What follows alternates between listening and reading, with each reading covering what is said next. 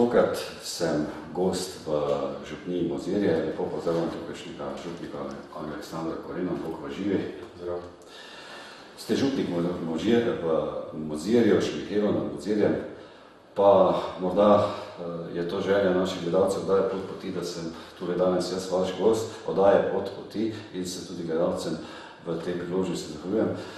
Dobrodošli in morda bi se na početku naših gledalcev nakratko predstavili. Ja, moje ime je Aleksandar Koren, oziroma Sandi me vsi kličejo. Doma sem iz Pernice, Svete Marjete v Pesnici. Sicer pa sem zdaj že 14. duhovnik in 10 leta v Mozirju župnik. Ko so me gledalci pozvali na vašo župnijo in vas, gospod župnik, sem se gledal tudi vašo spletno stran, ki me je tudi pritegnila. Kako pravzaprav ste sami izdelali, uredili, da imate poleg tega še dovolj časa za župnijo, da zmorete to in še veliko reči. Danes je duhovnikov vse manj. Kaj vas je pritegnilo v duhovniški poklic? Zakaj ste se zdaj odločili? Ja, nekako konec srednje šole sem začutil ta klic. Sodeloval sem zelo v domači župniji, takrat smo živeli v župniji Maribor Pobrežje. In sem se odločil, da gre v bogoslovje, dejal sem si je 6 let časa, da se potem še odločim v bogoslovje, pa sem nekako začutil, da je to res moj poklic in sem se za to odločil. Sicer pa, kar se tiče spletne strani, ko ste omenili, je to del pastorale, oziroma del, kako tudi nagovarjamo ljudi, kako informacije v župniji lahko krožijo in se potem tudi neki dogodki lahko dogajajo, tako da se je potrebno tudi za to potruditi. Da. To je lepo, ste potem še bližje ljudem, ne? Ja, seveda. Danes so to moderna sredstva komunikacije in brez tega skoraj več ne gre. Kako je bilo takrat, ko ste sprejeli delo kot mlad duhovnik, pastoralno delo na župniji? Ja, najprej sem bil kaplan v Šentjurju pri Celju. Po 4 letih pa je škof dejal, da bi prevzel župnijo, pa smo se seveda ubogali škofa, kajti tako je tudi prav. In začetki so bili zanimivi. Neki nov začetek je vedno poln navdušenja, pa entuzijazma in veliko novih idej, pa moram priznati, da je še po 10 letih kar podobno razpoloženje. Podobno. Morda razmišljali, kaj ste uspeli uresničiti, kaj niste? Ja, moj prvi cilj oziroma vizija je, da je župnija živa in da ima polno, bi lahko rekli, majhnih občestev, majhnih celic, z sodelavci, ki delujejo na vseh tistih področjih, kjer ljudje se vidijo. In meni se zdi, da nam to v naših dveh župnijah, to je Mozirje in Šmihelj nad Mozirjem, kar uspeva. To se mi zdi, da je mogoče tisto, kar sem si zadal kot najpomembnejši cilj, tudi nekako najbolj se uresničuje. Kako pa deluje vaša skupnost? Pa omenili smo 2 župniji, v katerih sta tudi precej mladine, ki je z mladino tudi veliko delate in je prav tudi, da nekaj besed o tem rečemo. Ja, torej župnija Mozirje je okoli 4000 ljudi, Šmihelj nad Mozirjem okoli 200 ljudi, tukaj pod Goltmi, Bolvaška župnija. Mladina je pač tako, z mladino delati je lepo in je nekaj čudovitega in dokler tako razmišljaš, potem tudi ni težko. Jaz osebno sem zelo nekako predan temu delu z mladimi. Po eni strani so to mladi v skavtstvu, kjer delujem že skoraj 20 let in tudi se trudim, da bi pomagal, kolikor se da mladim, ki grejo na to pot. Sicer pa tudi v župniji imamo druge skupine mladih, mladinske skupine in animatorje in podobno in tudi tam nekako poskušamo. In zanimivo je to, da kjer vložiš svoj čas in energijo, tam tudi dejansko pridejo mladi.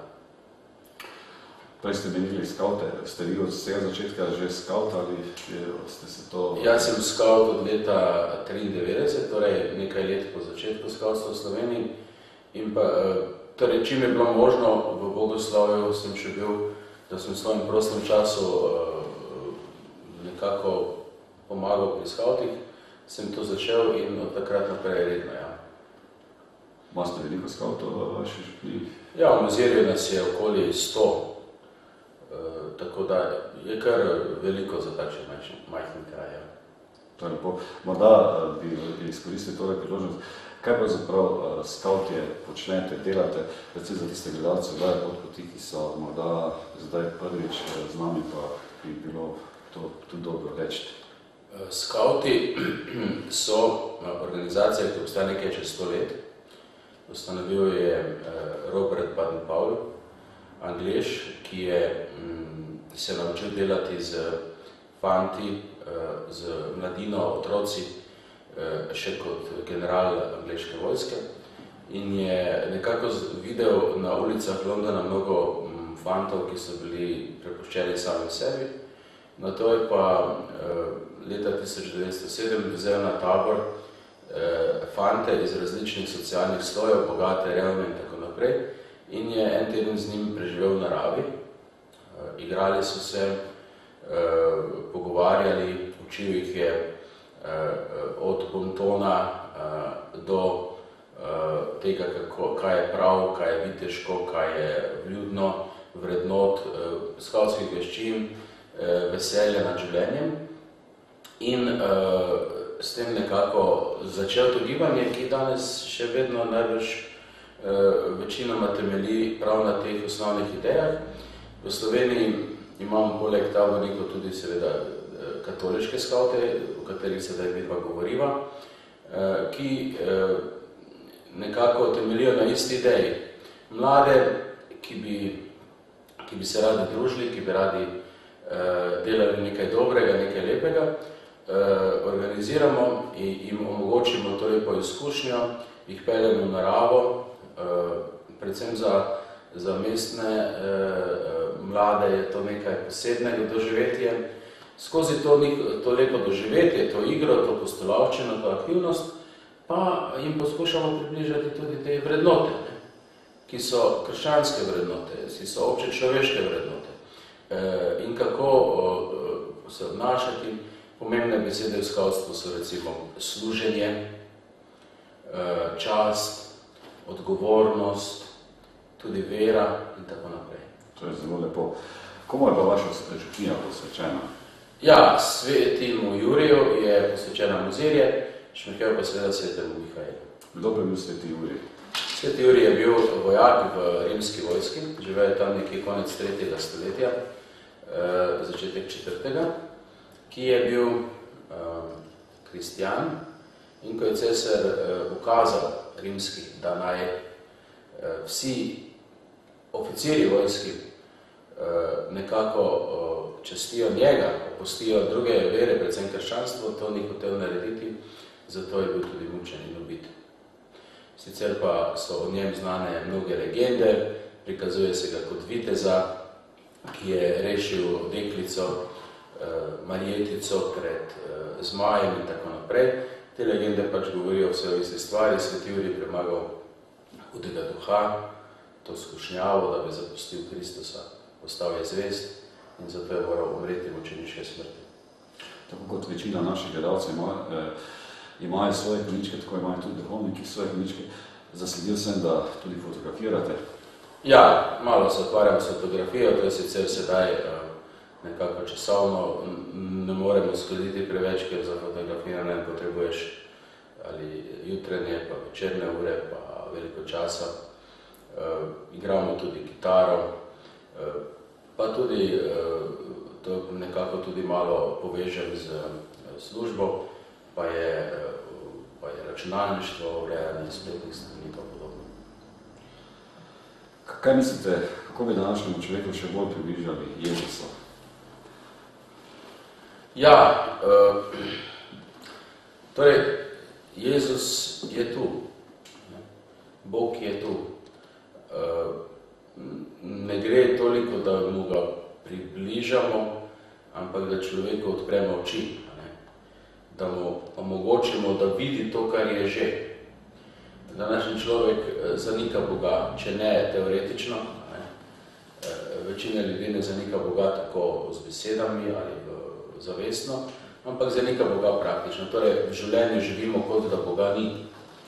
In če bi recimo videli, da Bog je dejansko tu, bi najbrž drugače živeli, oziroma mogoče celo zato, ker tako živimo, razpuščeno, tudi zato malo Boga odrinemo, da nas ne moti.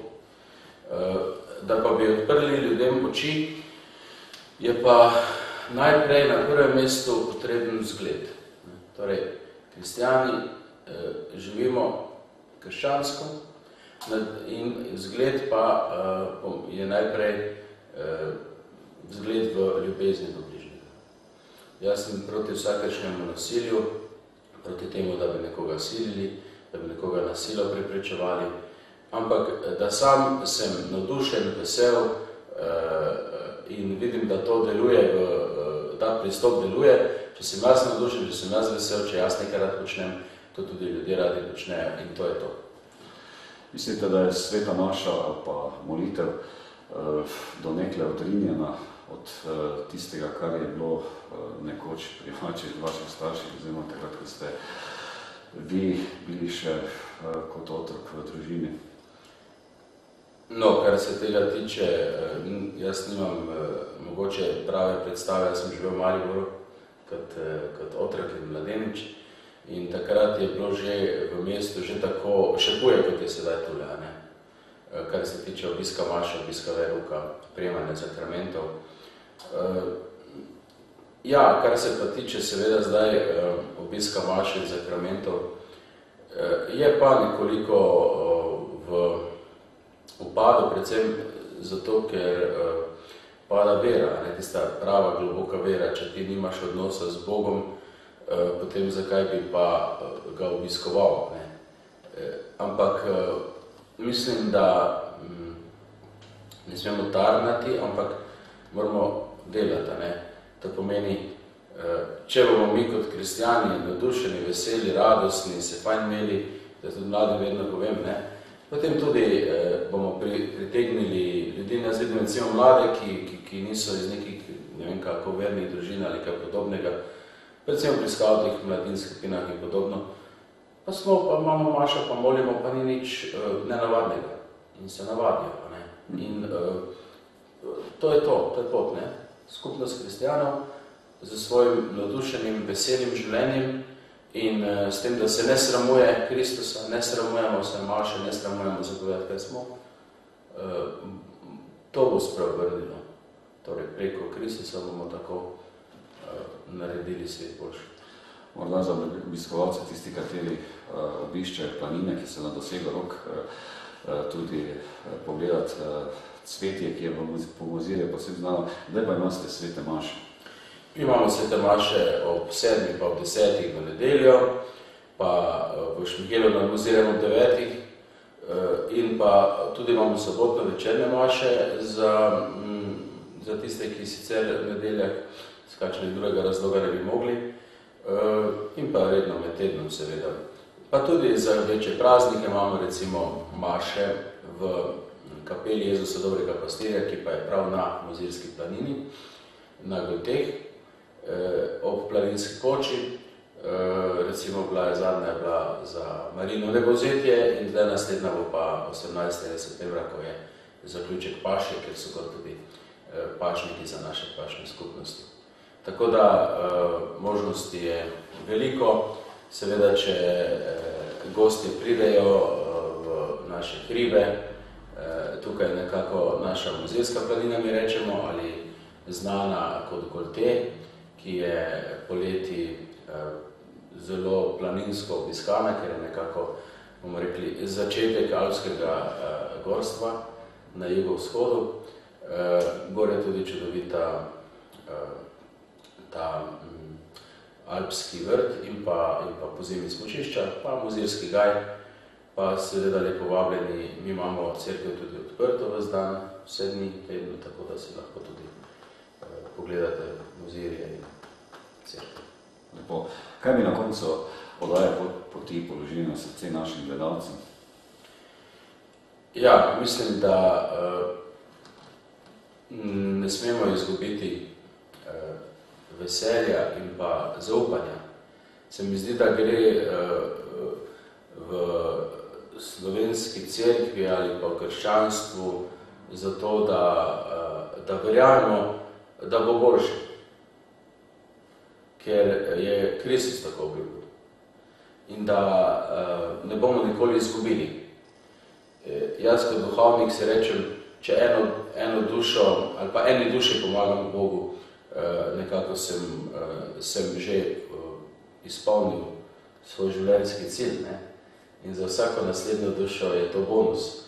In če bi tako pozitivno in optimistično vsi razmišljali, potem se ne bi toliko vznemirjali ob sedanji krizi in situaciji, ampak bi rekli, vse v bistvu gre za večno življenje in če smo sebe na to pot postavili in če še komu pomagamo, potem smo lahko veseli. Jaz se vam iz srca zahvaljujem, da ste spregovorili za naše gledalce oddaje Pot poti. V življenju vam želimo obilo Božjega blagoslova. Vas, gledalci, pa vabim v Mozirje in vas lepo pozdravljam s tistim lepim starim krščanskim praznom. Hvala Jezus in Marija, do naslednjega snidenja oddaje Pot poti. Pek Majami.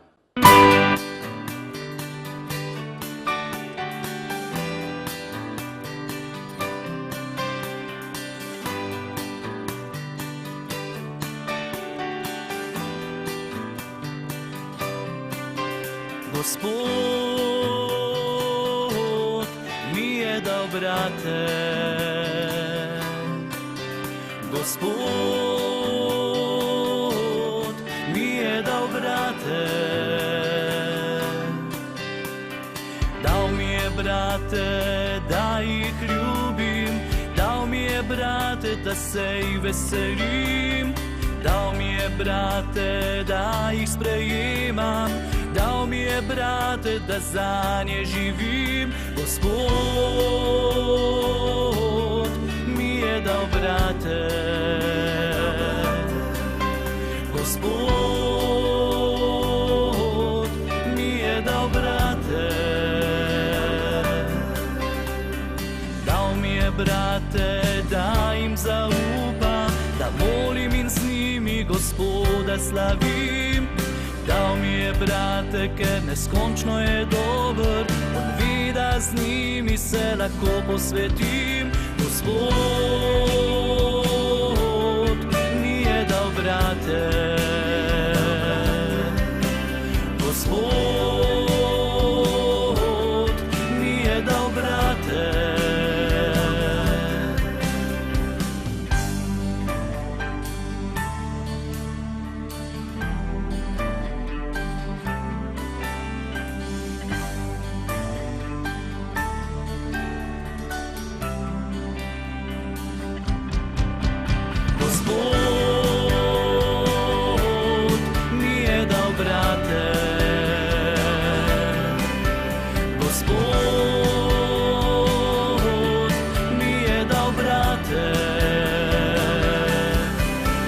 Za